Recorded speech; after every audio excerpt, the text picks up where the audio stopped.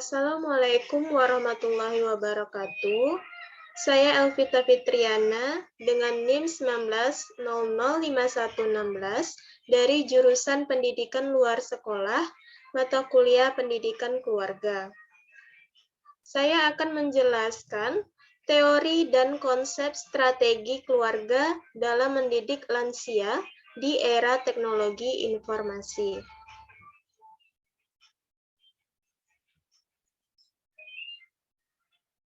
Materi pertama yaitu pengertian lansia. Lansia adalah seseorang yang telah memasuki tahapan akhir dari fase kehidupan, yakni seseorang yang telah berusia lebih dari 60 tahun, mengalami penurunan kemampuan beradaptasi, dan tidak berdaya untuk memenuhi kebutuhan sehari-hari seorang diri. Lansia merupakan tahap akhir dari proses penuaan. Semua orang akan mengalami proses menjadi tua, dan masa-masa tua merupakan masa hidup manusia yang terakhir, yang mana pada masa tua ini seseorang mengalami kemunduran fisik, mental, dan sosial sedikit sampai tidak melakukan kegiatan sehari-hari lagi. Hingga bagi kebanyakan orang masa tua itu merupakan masa yang kurang menyenangkan. Masa tua, yakni menua. Menua adalah suatu keadaan yang terjadi di dalam kehidupan manusia. Proses menua merupakan proses sepanjang hidup yang tidak hanya dimulai dari suatu waktu tertentu, tetapi dimulai sejak permulaan kehidupan.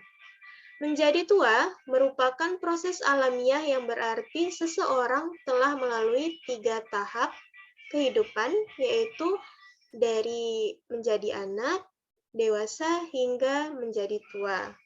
Pada manusia, penuaan dihubungkan dengan perubahan degeneratif pada kulit, tulang, jantung, pembuluh darah, paru-paru, saraf, dan jaringan tubuh lainnya. Dengan kemampuan regeneratif yang terbatas, mereka lebih rentan terkena berbagai penyakit, sindroma, dan kesakitan dibandingkan dengan orang dewasa lain. Pada lansia akan mengalami proses hilangnya kemampuan jaringan untuk memperbaiki diri secara perlahan, sehingga tidak dapat mempertahankan tubuh dari infeksi dan tidak mampu memperbaiki jaringan yang rusak.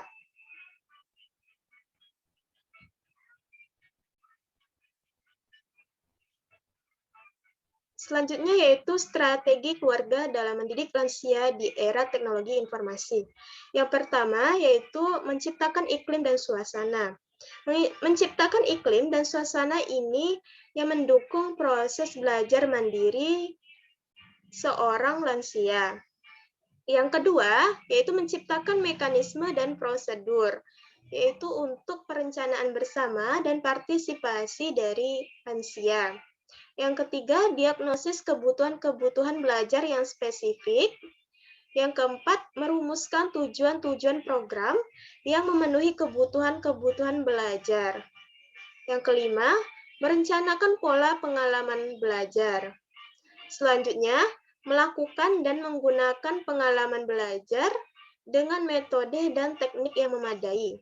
Dan yang terakhir yaitu melakukan evaluasi hasil belajar dan mendiagnosis kembali kebutuhan-kebutuhan belajar sebagai sebuah proses yang tidak berhenti.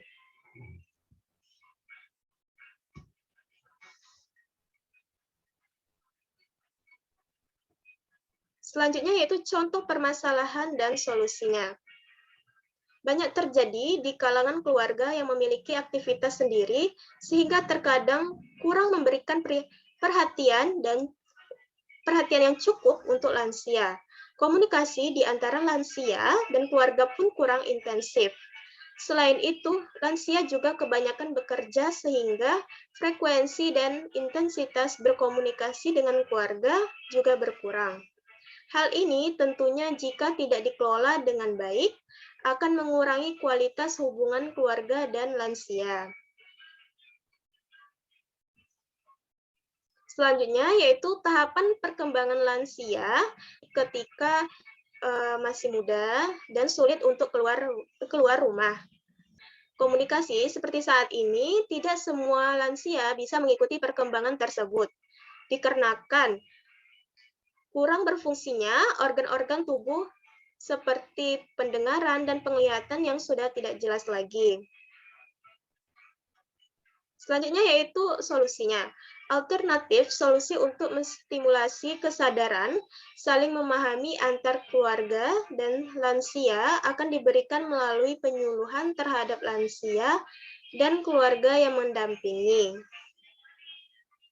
Kegiatan sejenis ini sangat diperlukan untuk memberikan pemahaman kepada lansia dan keluarga terkait penting lain. Lebih lanjutnya, lansia dan keluarga dapat lebih memahami tantangan-tantangan apa yang harus dihadapi oleh individu usia lanjut dan bagaimana cara menghadapinya.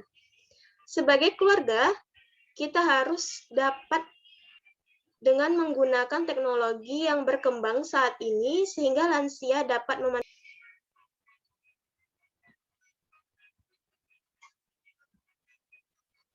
Baiklah, itulah materi dari teori dan konsep strategi keluarga dalam mendidik lansia di era teknologi informasi. Sekian dari saya akhiri. Wabillahi taufiq wal hidayah. Wassalamualaikum warahmatullahi wabarakatuh.